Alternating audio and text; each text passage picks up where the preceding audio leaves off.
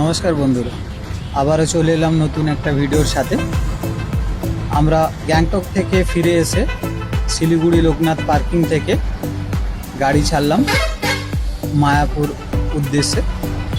তো আমরা এখন যাব মায়াপুর।